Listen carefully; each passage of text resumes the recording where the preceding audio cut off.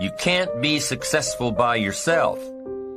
And with that in mind, let's talk about a few ways to build relationships. Most of these tips are for building business relationships, building contacts, building good working relationships with colleagues, with vendors, with prospects, with future clients and present clients and past clients. Building relationships. But remember, we are all people, regardless of our profession. And many of these tips work well for building other relationships too. Let's start with kindness. How kind should you be? As kind as you possibly can. Who should you be kind to? To everyone you come in contact with. From taxi drivers to hotel clerks to waitresses to store clerks to people on the street and people in your office and people at home. Be kind to everyone. And here's why. A kind word goes a long way. Somebody's having a bad day and you don't know they're having a bad day. But somebody's really feeling bad and you offer up a kind word. Maybe it's just a friendly, hello, how are you? Maybe it's just taking a minute or two to listen to what somebody has to say. But your few words of kindness or your few minutes of attention could turn somebody's day around. Might make them feel more worthwhile, cared for. Be generous with your kindness. It'll go a long way. People will remember, whether you know them or not. If you're in a crowded restaurant and you're especially nice to the waiter, guess what? He'll remember you next time you come in. And then guess what'll happen? You'll get even better service. When you give kindness, it's not gone. It's invested. It'll come back to you 2, 5, 10, 100 times. Kindness, it's so important in every aspect of your life. It's so important in building good relationships with others. Now, here's what else is important. Sensitivity. Being touched by the experiences of others. Being sensitive to others. Understanding the plight of others. Opening up your heart and your mind and your attention to address the needs of others. The people you work with, the people you live with. Putting yourself in someone else's shoes. Seeing, if you can, what's going on in their heart. If there's a problem, you've got to be sensitive enough to ask some questions. Not one question, but many questions. Sometimes you won't even get through to the root of the problem until you've gotten 2 or 3 questions deep. Most people won't reveal the problem on the first question. You say, Mary, how are you today? How are things? And she says, well, everything's okay. And you can tell by the way she said it that everything's not okay. And most of us don't want to come right out and say what the real problem is unless 2 criteria are met. Number 1, we're talking to someone we can trust. And number 2, we're talking to someone who really cares. So sometimes it takes that second question, maybe a third, and maybe a fourth, before trust builds. And the person finally understands that you do care. Then they're willing to tell you what's really going on, what's really on their mind. Gosh, that saves so much time asking questions up front. Did you ever talk for an hour and then ask a question? Found out that you just wasted the previous hour? Learn to ask questions that will build the trust and communication between you and those you work with. Learn to express, not impress. If you want to touch somebody, express sincerity from the heart. Impress builds a gulf. Express builds a bridge. Identification. You want to be able to relate your thoughts and philosophies and experiences to someone who'll say, me too. I know what you mean. You don't want their reaction to be, so what? If you're meeting someone for the first time, you're simply getting acquainted, making contact. Here's where you start. Find something you have in common. Find something you can both identify with. Start with where they are before you try taking them where you want them to go. So if you're trying to talk to somebody who's been stricken in the heart and you've had this experience, you can talk about being stricken in the heart, and it'll mean something. It'll have substance. It'll have depth. And if you start there and then start building the bridge, you have identification. Then you start building rapport. And when you start building a rapport with someone, or when you want to enhance the rapport you have with someone, you need effective communication skills. You'll need the skills that'll help you work better with others to achieve their goals and achieve your goals. You need effective communication skills. Let me give you a few tips on good communication. Because to be able to get along well with others, to be able to work well with others, to be able to live well with others, you must be a good communicator. Number one, have something worth saying. Interest, fascination, sensitivity, and knowledge. Number two, now that you've got something worth saying, number two is say it well. And you've got to be able to translate it so it'll benefit someone. You must have a good delivery system for your substance and knowledge and awareness and understanding and experience. Learn to say it well. And here are some clues on saying it well. Number one, sincerity. The best communication occurs when both people are sincere, one sincerely wishing to learn or listen, and the other sincerely wishing to share. Number two in saying it well is repetition. Part of saying it well is simply practicing to say it well. Practice, practice, practice. Part of what I teach in sales training is practice. Practice. You start with something simple, and when you don't know much about what you're doing, practice is even more important. Let's say you're in sales and your presentation's not that good, and you wander around saying, "You wouldn't want to buy this, would you?" I'm telling you, maybe if you say that often enough during the day, somebody might say, "Well, maybe I would. What are you selling?" Now you can't say, "Mind your own business." No, once you've opened the door, you've got to go through it. Here's what happens if you practice in sales. You're bound to make sales. Somebody will say, "What are you selling?" and you've got to tell them. Maybe they'll want it. You're bound to get better. If you practice, you'll get better. You'll get better at your sales presentation. You'll get better at listening to your prospect. You'll get better at closing the sale. You'll get better at earning a living. Practice is just as valuable as a sale. Because here's what's valuable in sales: the skills. The sale will make you a living. The skills will make you a fortune. So, practice your presentation and your ability to communicate what you know. The people out there who say, "No, I wouldn't care for any," are just as valuable. Why? Because they took the time to let you practice your presentation. And especially when you're just getting started, you might want to pay them to listen to you practice while you stumble around. So, be thankful for the no's. Practice helps you develop skills. Skills make labor more valuable.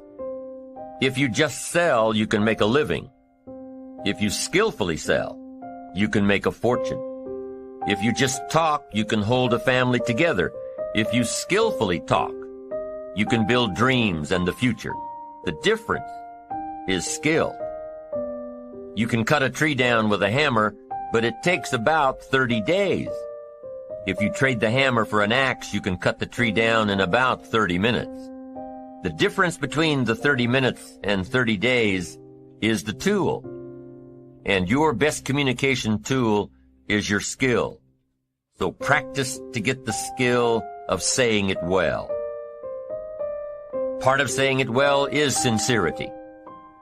The next part is repetition. Now here's another part of saying it well: brevity. Sometimes you don't need too much, just enough. The more you know, here's what I found out. The more you know, the briefer you can be.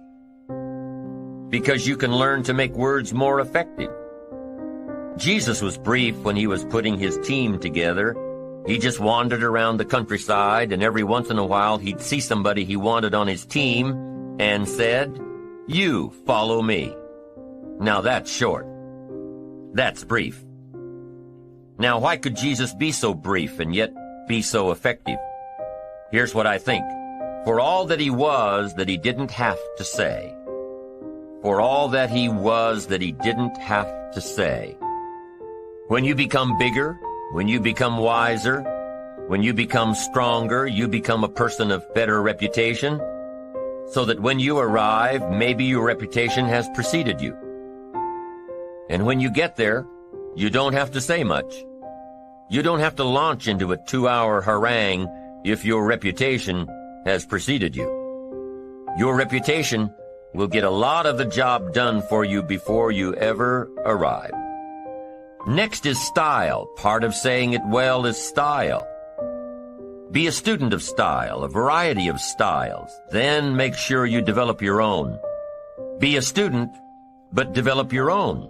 Don't be someone else. Let someone else influence you, but don't become them. Develop your own style. Here's another tip on saying it well: vocabulary. You've just got to have a good vocabulary to say it well. Vocabulary. We can only translate for other people with the tools called vocabulary. If you're lacking in vocabulary, then you're lacking in tools to describe some problem or some answer. Words, vocabulary. You can't communicate without them. And you can't communicate well without a defined vocabulary. Every time you come across a word that's new to you, what should you do? Look it up. Every time you're in a conversation and the other person uses a word that's new to you, look it up. Now, most of the time you can figure out the meaning of a new word by how it's used. But if you can't, make sure you hold your response until you know for sure. Several years ago, some of my friends took a survey among prisoners, some rehabilitation program they were working on. And they weren't looking for this, but here's what they found. There's definitely a relationship between vocabulary and behavior. Interesting. This is what they found. The more limited the vocabulary, the more the tendency to poor behavior. Wow. When you stop to think about it for a moment, it makes sense. Vocabulary is a way of seeing. It gives us insight, and only with your present vocabulary can you see. You can't use tools you don't have to see, to create light, understanding, awareness, comprehension, perception, vision. You can only have as much vision as your present vocabulary will give you. And if you're limited in vocabulary, then you can't see very well. What if a person could only see the world through a little tiny hole? Can you imagine the mistakes he'd make in judgment? He'd say, "Here's how it is." You'd say, "No, that's not how it is. Here's how it is." The guy says, "But I can't see it." How come he can't see it? He doesn't have the vocabulary to understand the translation.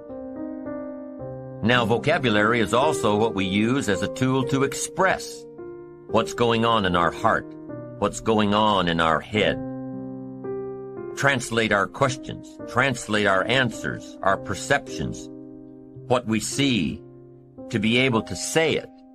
And I'm telling you, if you have a limited way of translating and expressing what's going on in your heart and what's going on in your head, you'll fall way behind.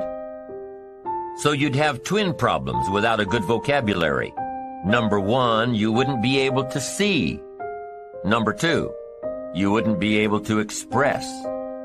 And your world would keep getting smaller and smaller and smaller, not having the vision, not having the tools.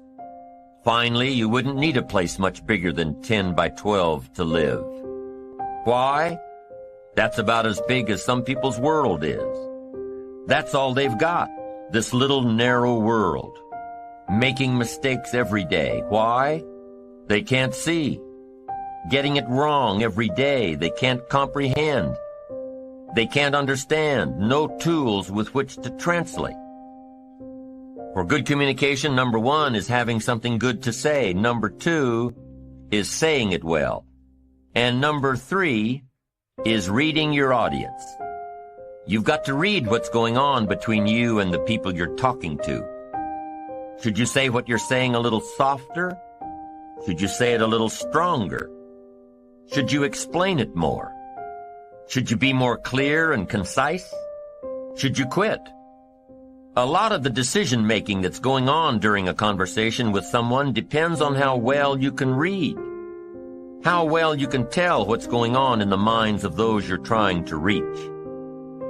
Doesn't matter if you're looking into the face of a child or the face of a colleague or 1,000 faces in an audience. You've got to read what's going on. You've got to pay attention. So let me give you some ways to read. The first one is you've got to read what you see. You've got to read what you see. Search the face of a child and see if you're coming across. See if they look perplexed. See if they're getting it. See if they can't get it. Body language tells us a lot. Look at how the people you're talking to are sitting, what they are doing with their hands, their eyes. A guy's got his arms crossed, legs crossed, chin tucked down and frowning. You've got your work cut out for you. This guy's not going to be easy to reach. The lady's standing up from behind her desk. You've got to hurry. She's not going to listen to much more. You've probably got to pick up the pace and get down to it. So the first one is read what you see. Here's the second one. Read what you hear. You've got to be a good listener to be a good communicator. Get some feedback. Listen. To be a good parent, you've got to be a good listener. To talk well, you've got to listen well. That's so valuable. Get the feedback. Now what you hear may help you change gears. Be a little stronger. Be a little softer. Find a different illustration. This one isn't working. Search for another way to say it. Become sensitive to someone else's words, not just by preparing to talk when the other person's through. Listen. Pick up those signals that the feedback of words gives us. Now, here's the third way to read your audience. Emotional signals. You've got to learn to pick those up. Pick up those feelings. Women just seem to have this part built in. Men can learn it, but women have it. Woman says it doesn't feel right. Just doesn't feel right. Man says, what does that mean? It doesn't feel right. She says it's something. He says something, something. What is this something? She says, I'm telling you, something doesn't feel right. Now, men can learn it, but women have it. Learn to read your emotion. Learn to read what others are feeling so you can adjust your communication, so you can adjust your approach, so you can get your message across, so you can communicate well.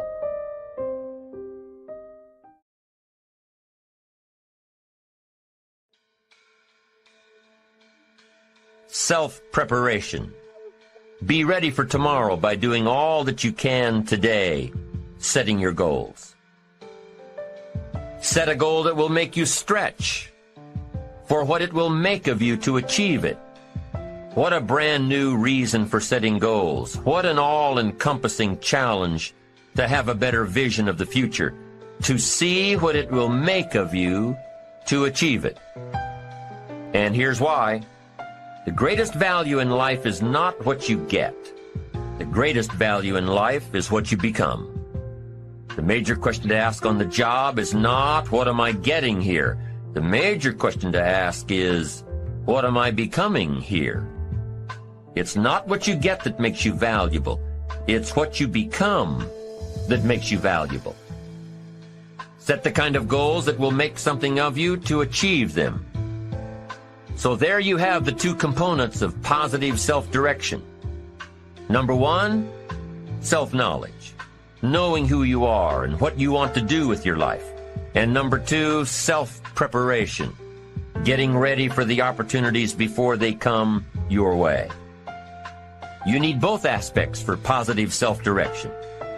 figuring out who you are and what you want, and being prepared for the day you reach your goals, being ready, being worthy, becoming the person you need to be in pursuit of what you want. What good is an opportunity if you're not prepared to take advantage of it? It's no good. Won't do a thing for you. Be prepared.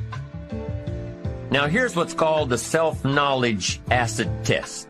Quickly, without thinking too much about it, quickly list your 3 most important long-term work-related goals.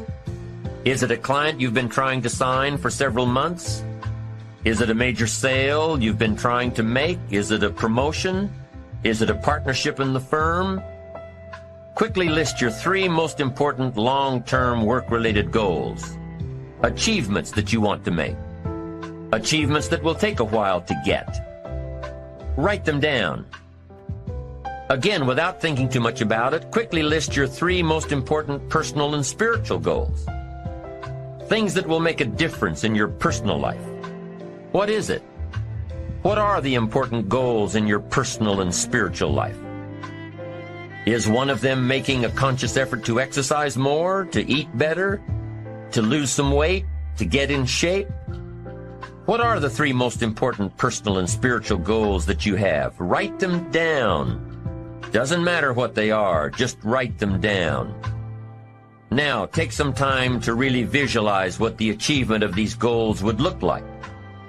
What does your future hold for you if you landed that big client? What does your future look like if you got that promotion? If you spent more time with your family? If you planned more outings with your spouse? What does your future look like? Really spend some time on this now. It's important stuff. What does it all look like?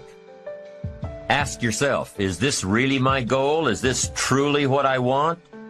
Is it a positive goal? Is it important enough to me to become what it takes to reach this goal? Is it mine? Is it worth it? If your 3 goals on the career side and 3 goals on the personal side don't stand up to these questions, you need to take some time to carefully redefine a few things. Redefine your list. Redefine where it is that these goals came from. Redefine what actually is important to you. Redefine how hard you'll really work to get them. Now, there's 2 parts. Number 1, don't set your goals too low. An interesting thing that we teach in leadership, don't join an easy crowd. You won't grow.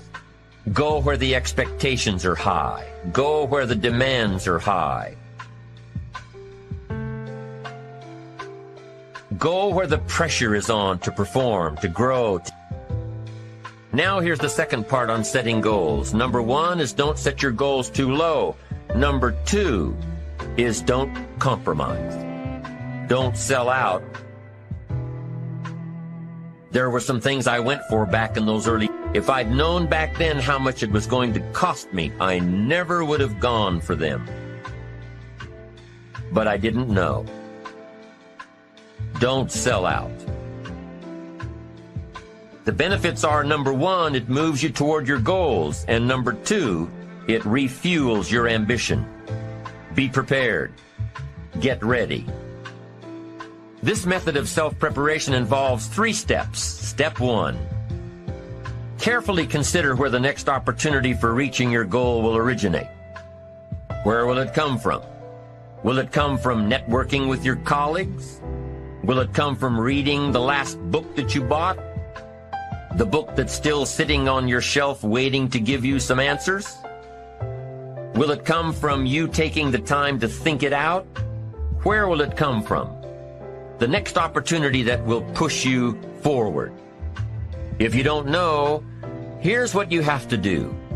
For each major goal of yours, the top priorities on your list, for each of these, take out a separate piece of paper, 1 single sheet per major goal, write down your goal at the top, and start listing all reasonable resources. Write down every possible place that you could find the opportunity to achieve this goal. And with each resource, classify them. Ask yourself, is this resource a sure thing? A good bet?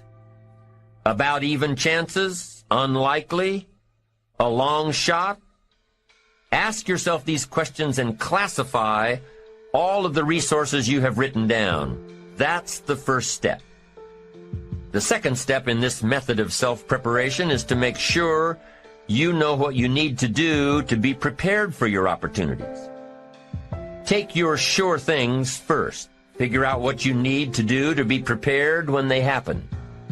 Break down your preparation into concrete steps. Make sure that you know exactly what you have to do to take advantage of the opportunity when it comes your way. Let's say that one of the top priorities on your career list of goals is to get this new client. Let's take it one step further to say that on your resource list for this goal is to have a lunch meeting with a friend who just happens to be the mentor of the client you're going after. Is this friend of yours a sure bet on your resource list? Well, let's say he is. I mean, you know this guy is a tremendous consulting source for the client you want. The client you want really listens to the opinions and advice of your friend. So you're getting ready to have lunch with your friend. What do? You've got to make sure that you're up on all the knowledge and the industry data that will impress your friend. Make him realize that he knows someone who could benefit from your knowledge and your vitality and your spirit and your experience. Impress him. Impress him so much that he goes back to his friend, the client you're after, and tells this prospective client of yours that he needs to do business with you. Be prepared. Go through your entire list of goals and resources and classify them. Break each resource into concrete steps of preparation. Start by working on the sure bets first, and then move down the line.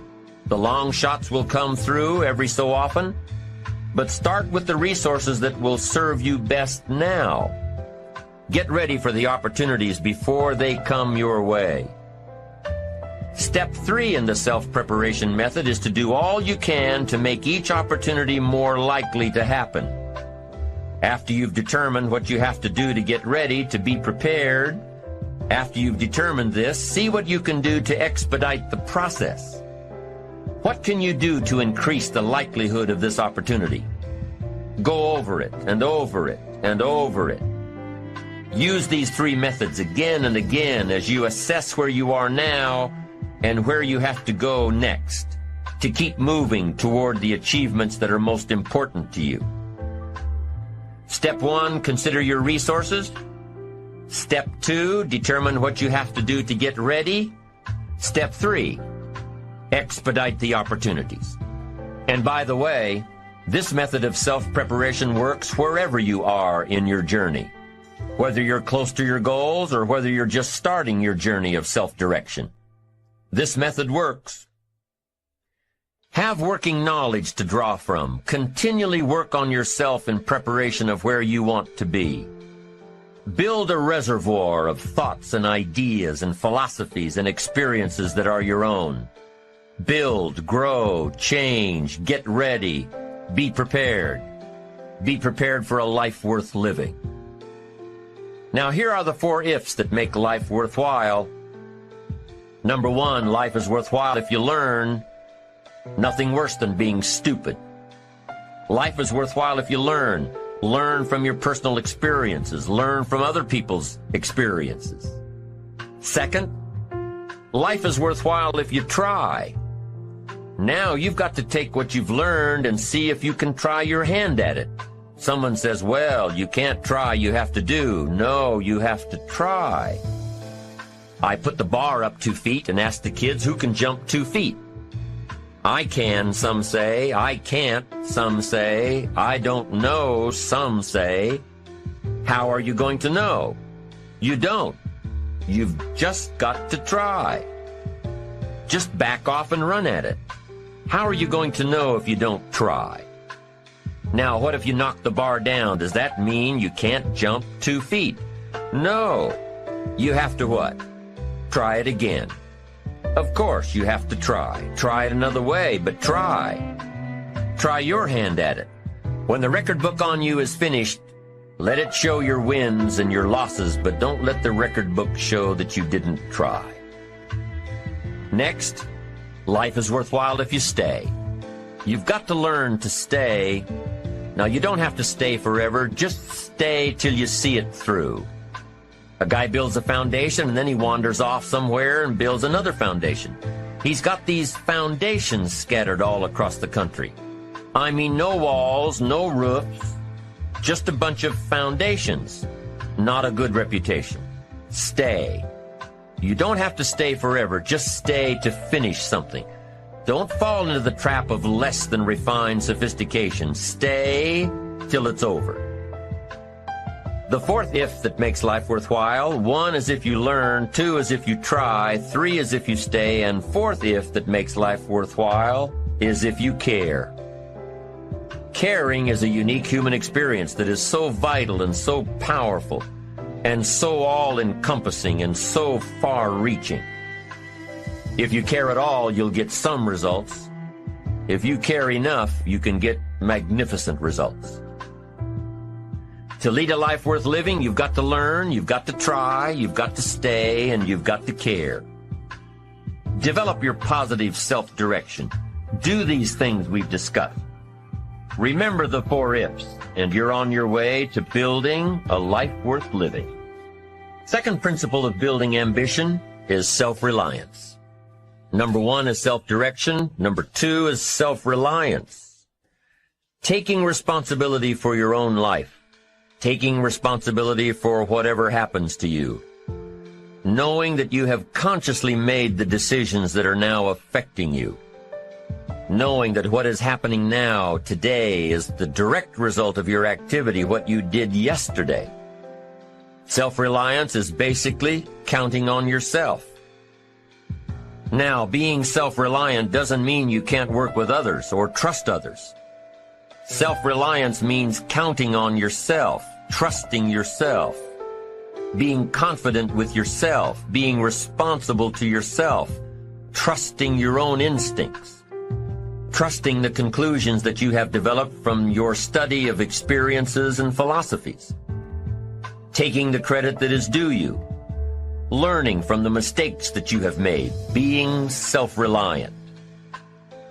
Gestalt psychologists give an example of being self-reliant. They say that you're responsible for getting caught in the rain.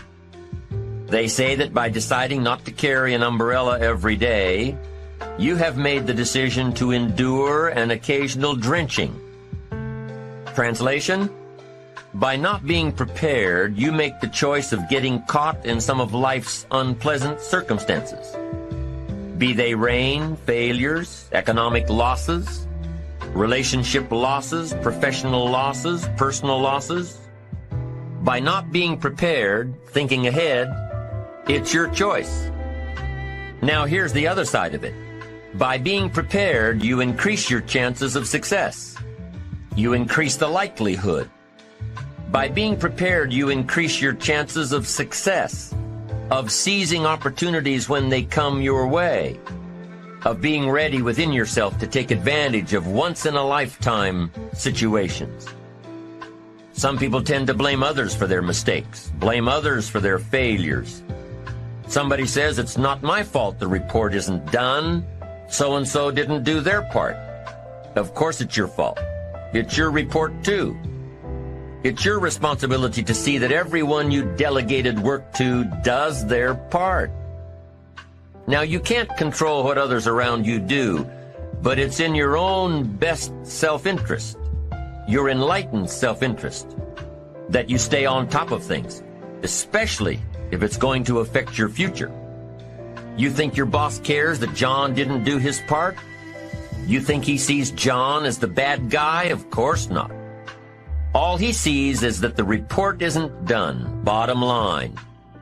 Be responsible for the things that affect you. You can make sure you're more responsible by checking in with those people who are working with you, the people who make up your team.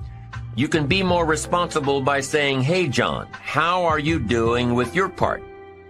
Do you need some help? Can we put somebody else in here to help you finish?